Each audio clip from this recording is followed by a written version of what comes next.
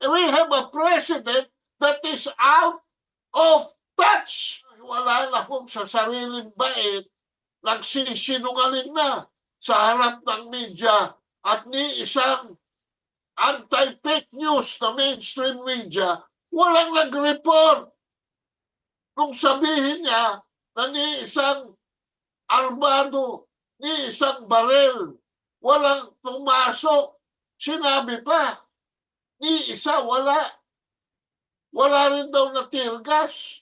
Jesus Marusa, we have a president that does not even watch TV anymore. Hindi na ho.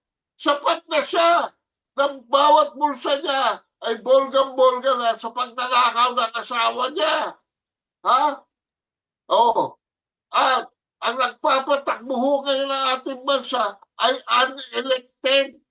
Binoto niyo ba si Lisa Araneta Marcos na siya nagpapatakbo ng ating gobyerno? Hindi! Political daw. Hindi daw totoo. Pwede raw kayong pumunta sa kung sinong human rights advocate at wala naman kayong magagawa. Dahil lahat daw ng pumasok na pulis, hindi armado, walang baril. Sinabi pa, kahit isa, ay gunggong na talaga yan. At saka napansin nyo ba habang sinasabi niya yun? Namamaga ang kanyang mukha. Dahil pag hindi pala yan nakasinghot 3 times a day, nagkaka-edema. No? Yung tubig sa loob ng katawan niya ayaw lumabas. So kailangan i-apel para gumalaw yung kanyang blood circulation at makaihi siya. Dahil pag hindi siya nakasinghot, namamaga ang mukha niya, ang buong katawan niya.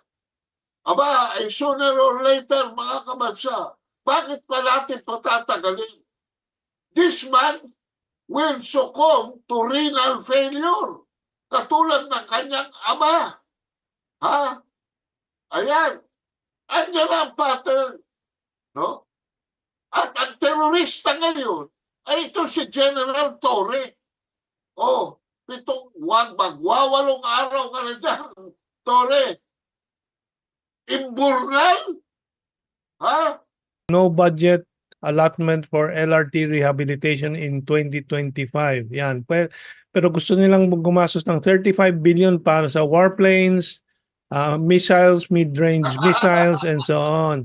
Yung LRT na inaasahan po ng milyon-milyon araw-araw po, patay po yan pagka hindi po magkaroon ng budget for maintenance yan, no? Sisingit pa lang kami ito. One sentence lang. Sige, sige. Yung MRT-7 mula sa North EDSA hanggang sa Jose, Bulacan.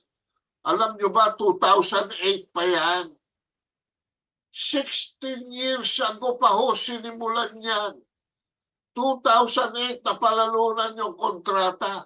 Hanggang ngayon hindi pa tapos si Ramon Ang. Bakit? Palipat-lipat ang investment niya.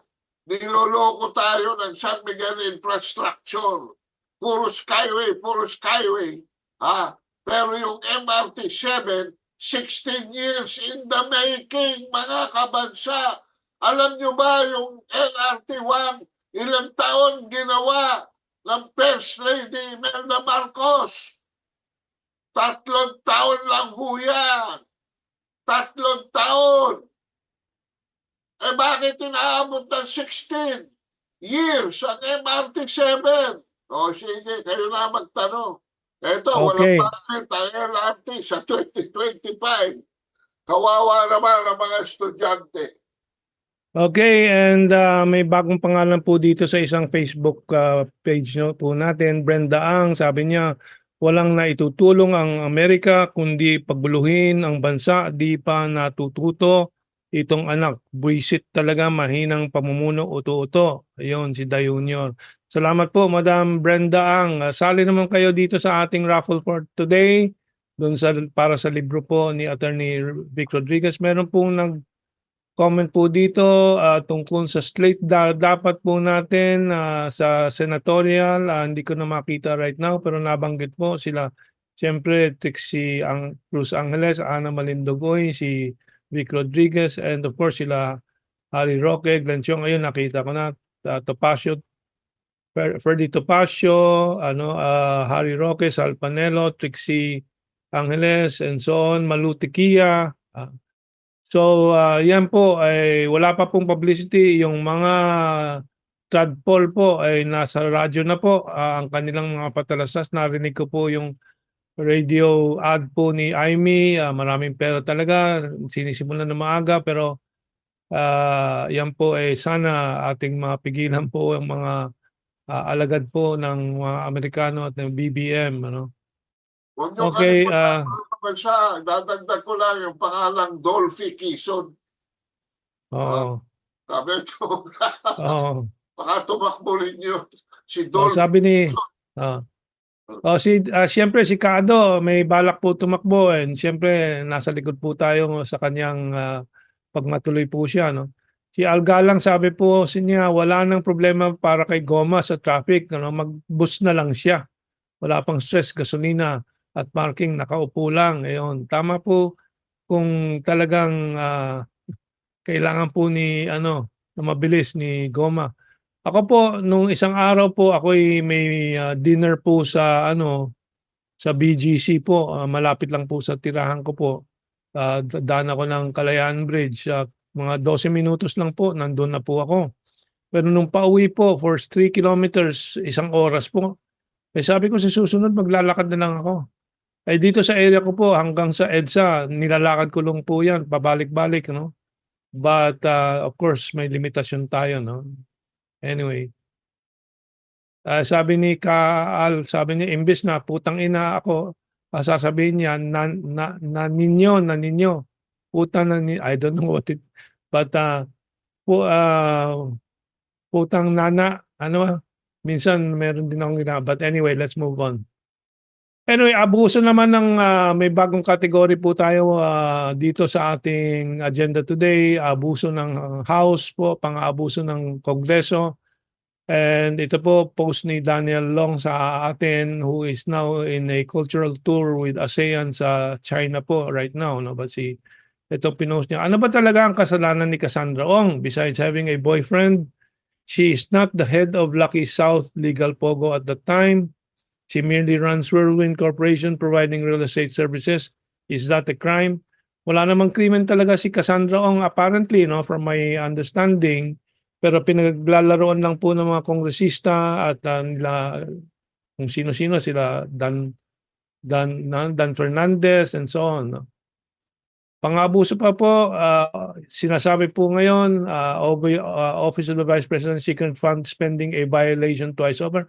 Pang-aabuso ng Kongreso po ito, trial by publicity, pang-aabuso po ng media, ng TradMed, pang-aabuso po ng Inquirer po, na i-headline po ito without proper explanation. Meron po tayong mga galing sa ating publiko, but before that, na mga advice tungkol dyan, no, I hope I have it in the slides. But ito naman po, post ni Trixie Cruz Angeles ang susunod. Wala daw nadidinig na impeachment, sabi ni Congressman Garin. Pero sa kabila po niyan, yung congresswoman naman ng party list, si Frances Castro, ay puro impeachment ang sinasabi tungkol kay Sara. So, yes, you were going to say. Okay. Kikita siya ng malaki dyan. Galing kanino? Kay BBM? Hindi, yan si Francis Castro. Oo nga, galing kanino yung kikitain niya? Galing kay BBM, kay Tambaloslos. Tambaloslos, oo. Tambaloslos ang sinususuga ng pera ng Amerikano. Okay. Ito po ang advice. Yes, go on. Baka hindi alam ng publiko, ang kapatid ni Tambaloslos na ay asawa ng Prieto. Kaya ang may-ari ng Inquirer ay Prieto at kapatid ni Romualdez. Tama. At si Romualdez, meron din sariling media. Ano ba yun? Daily Tribune yata yun. At saka Oh. Ayan, tama. Oh. So sila Kaya yan. kasama dyan, Manny Pangilinan, Philippine Star naman yon. Tapos sa GMA, si Philippine Goson. O, sila yung anti-fake news daw. Eh sila fake news. Oo. Bakit?